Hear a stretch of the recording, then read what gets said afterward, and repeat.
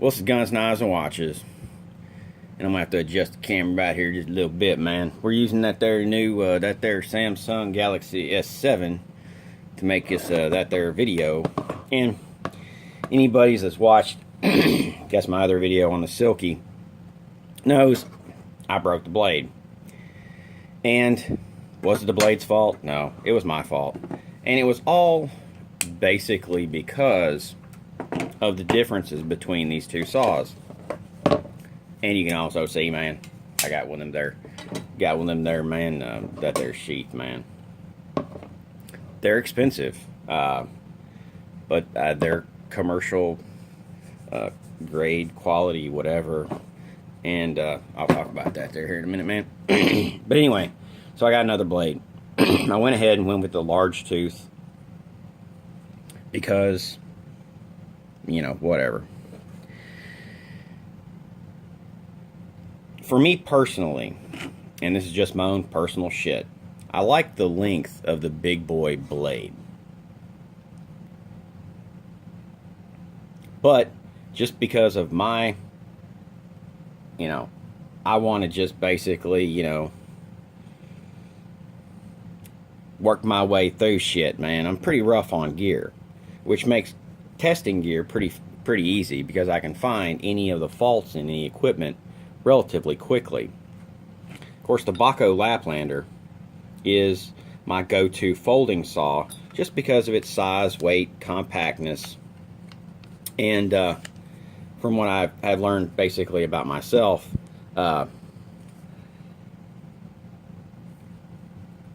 that length of blade makes it to where I can't torque it and I can't really abuse it that much, because all the larger blades that I've ever used have always been supported on both ends. The Sven saw, and then a few others, you know, any type of bow saw that I've ever used. So this was probably the longest bladed, single supported folding saw, or single supported saw I've ever used. As opposed to, or especially one that has a pivot. Except for like, you know, carpentry saws, the other that we use out in the field when there's basically no power and no ability to run any type of generator or anything. And we use them for just doing small tasks. You know, I wouldn't want to build a house with one. I've seen people do it, but I wouldn't. Now, the Silky Big Boy, of course, I've complained over time about just when it is folded, and of course I said I was having that problem when I was using it. My hand wanted to ride up and then I wanted to go to that position. For me, that position really doesn't do anything because I'm not going to be cutting anything down on the ground or anything like that, just because I try to protect my teeth, which you can't tell from this one because I broke it. But I broke it a little bit longer than what the the Bahco Laplander is. So, you know, you just got to chuck that one up to experience. And keeping your hand off that trigger, that's just something you have to learn also. It makes it kind of, just from me as an individual, trying to stay off of that makes any torque, because, you know, it's a relatively thin blade, okay? And that's good and that's bad. It's good in the fact that a thin blade will cut a more narrow kerf, which that is the thing you are cutting out of the piece of wood, and cuts a lot faster because of that. Because of the hardness, and this is something that I had to basically test, because of the hardness of this Silky Big Boy blade, man, and I'm talking about Rockwell hardness, and you do that, man, with one of them there Rockwell hardness type machines, man, it, yeah, you know, does that, and puts a little divot in it, man, and measures that thing, man. It's also has the tendency of being very brittle. So the Big Boy is a super great cutting saw that you have to be very precise in this, there, or the other with. And think about the culture that actually makes the damn thing. It's the Oriental culture. You know, they are a sword culture. They are this, there, or the other, and they have a lot of, they are very precise about their actions. Where, you know, I'm not quite as precise about a lot of the things that I do, man, except for shooting one of them there rifles. But what I was doing is I was cutting a branch when I broke this. That was basically a dead branch that was caught up in a tree that I was trying to get dry firewood, because everything around me was wet, because we are definitely not going through a drought. And so I was trying to get dry wood, which means hanging wood, and that's just right there all there was to it, man. But, and people, and, you know, pay attention when you're closing it, so you don't kind of mess up that there handle, man, type material. But you can see, man, that there metallic type component, that there handle, man, goes through all, you know, all the way, man.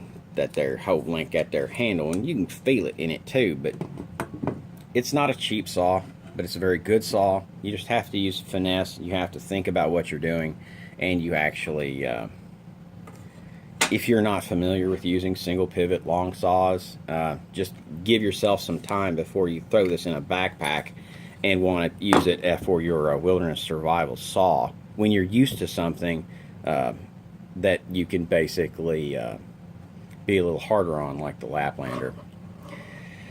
Now, one of the things, of course, that I've said in the past as far as putting this in a survival pack, and this, you know, by the time you get to this point, you are talking about a very expensive tool.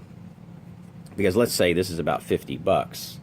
Then you also have, you know, I bought a sheath for it. Well, right or wrong, that's what I did. This sheath is a very high quality commercial sheath, because this is, of course, made in Japan. It has a quick release, basically belt loop, that I guess assume is replaceable, and this, there, or the other, and and everything else, man. But made out of good polymer. It's not, you know, it's pretty flexible.